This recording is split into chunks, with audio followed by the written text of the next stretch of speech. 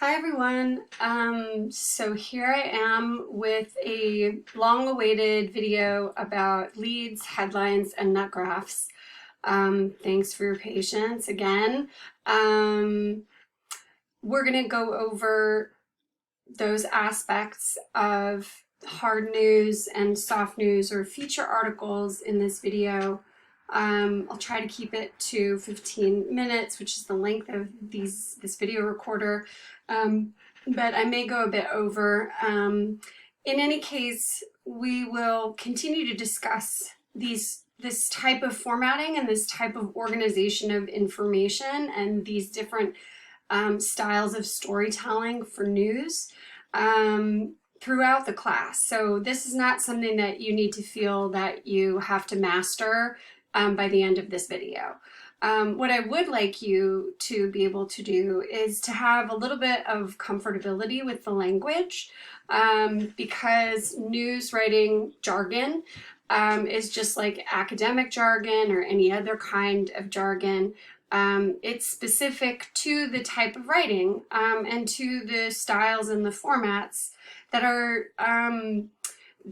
used in and industry standards, right? Used as industry standards in the form of writing.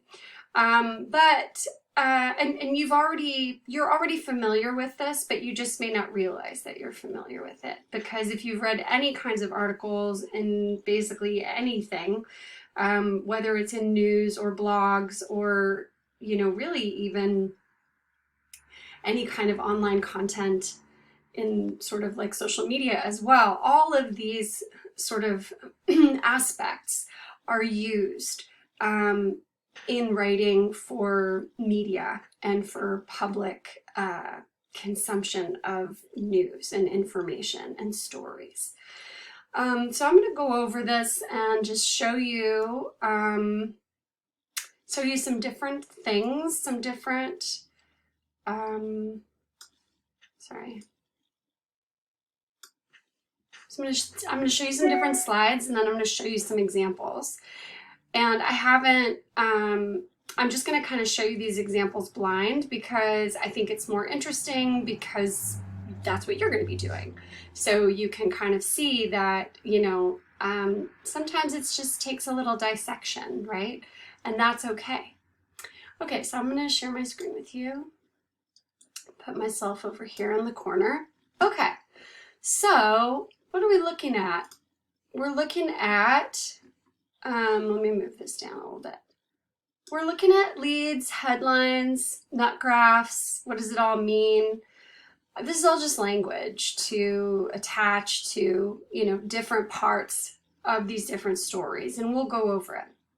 First, though, we want to talk about what are types of journalism, right? Because you can't really figure out what a story should look like or how it should be formatted until you know what type of story you're writing and for which kind of journalism. And so when we think about, I'm going to just move myself around over here. When we think about common journalism careers, this pretty much runs the gamut: broadcast, business, entertainment, opinion, investigative, visual journalism, sports, political, watchdog journalism. You guys can look through all of these at your leisure, but they should be fairly, they should be fairly recognizable to you, the types of journalism that you encounter or that you've heard of, right? And you might be more familiar with some types of journalism than with others, according to your interests, right? And so that's actually very much an important part of thinking about journalism and writing, is about, what should a story look like? What should the format be? You can't really know that until you know the type of story you're writing and who you're writing it for, what your audience is, what you want them to see or know, and how you want to tell a particular story. What is your angle about this story, okay?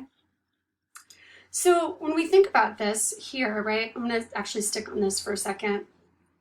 We think about broadcast, business, entertainment, opinion, investigative, visual journalism, sports, political, watchdog, right?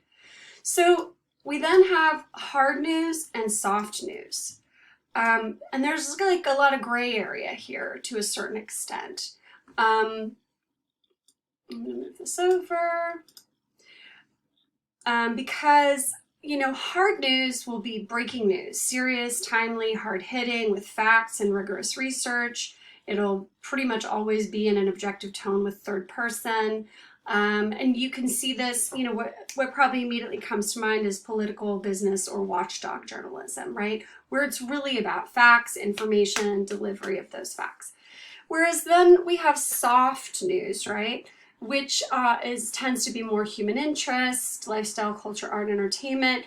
There's still facts and research, but the focus is more on telling the story or the narrative.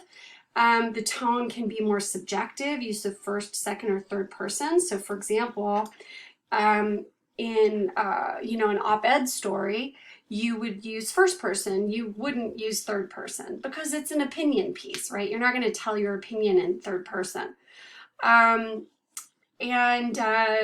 You know, you might want to write it in second person, right? Where you get creative and use you know, you, the reader. You know, you walk through the door and the first thing that you see is this. You might not want to write the entire article in second person, but you have more leeway to use first, second, or third person and to integrate first, second, or third person in more of a storytelling way, right? So you can see that in sports, entertainment, and human interest. So when we go back here, we go, okay, you know, broadcast is reporting on TV, radio, and the internet. So in general, you know, this is going to be pretty diverse. You're going to have some hard news and some soft news going on in broadcast.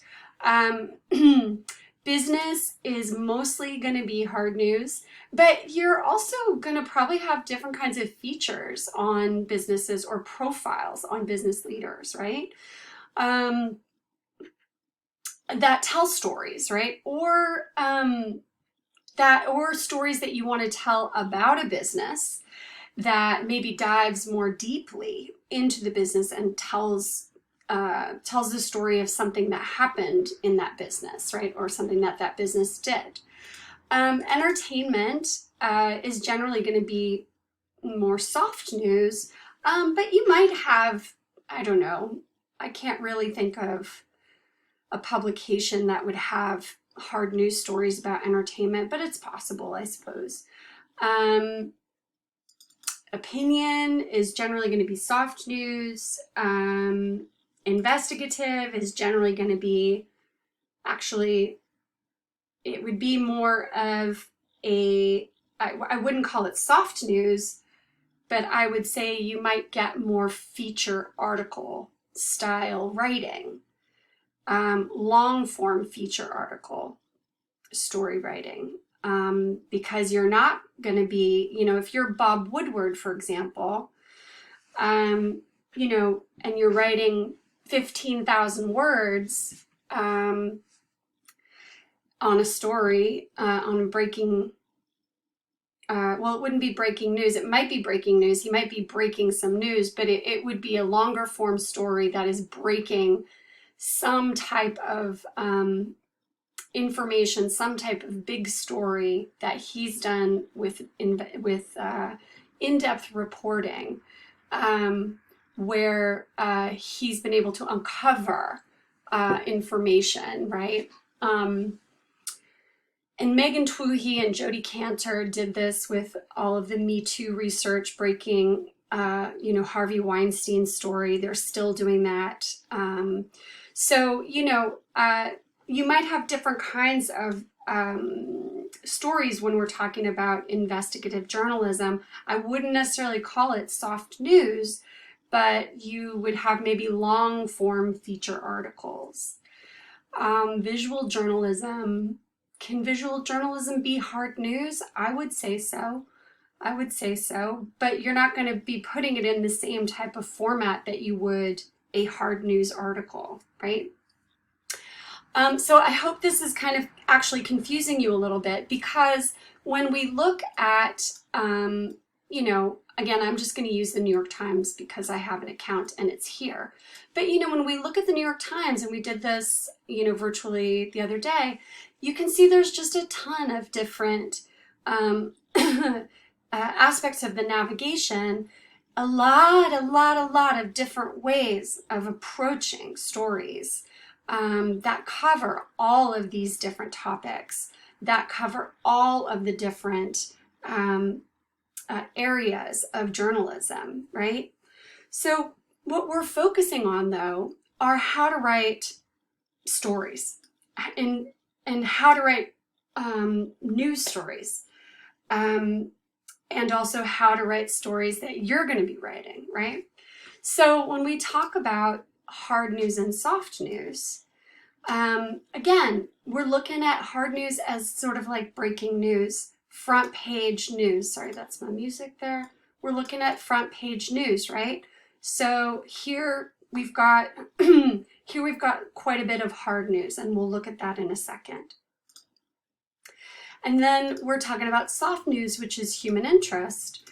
And here we might go more towards something, say, let's look at arts. These are a lot of reviews. Here we go. This is under people, places, and things in the New York Times Style magazine, which is part of the New York Times. And here we have, you know, lots of images, and we have a very different sort of look as we would to, you know, a hard news article, okay? So we'll take a peek at this in just a second.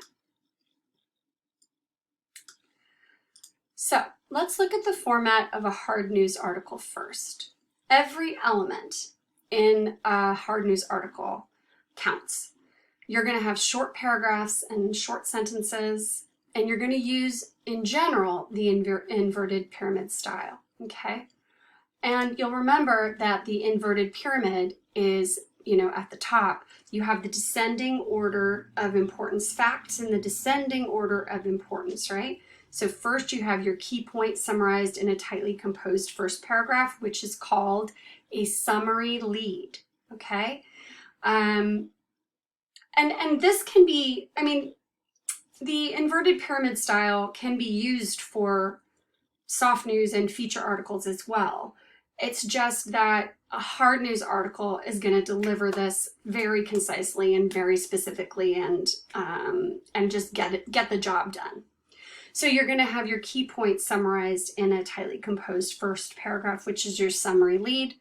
And then you'll have your secondary information arranged in descending order of importance, facts, explanations, examples, and finally, way less critical information like background, okay? So we can see that here, right?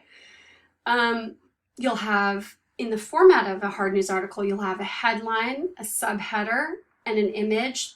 Those are not always there. They're optional, but you'll often see them. You'll have a location as part of the actual article, and then you'll dive right into the summary lead. And the summary lead summarizes what the article is about in one brief paragraph of 1 to 2 sentences. Then, as you move into the information of secondary order of importance, you may or may not have a nut graph. This a lot of times has to do with style, and if you read this article, the nut graph tells the reader what the writer is up to. You'll notice that the Wall Street Journal is home to a form best known as the nut graph story, also identified as the news feature and the analytic feature. This is generally used more in a soft news or longer feature article, not so much hard news, but you will find it in hard news as well, okay? And then you have your body, and then you have your tail, which is background information or less vital information. It might also be a quote. Okay, I'm going to stop there, and then I'm going to start a new video, and then we'll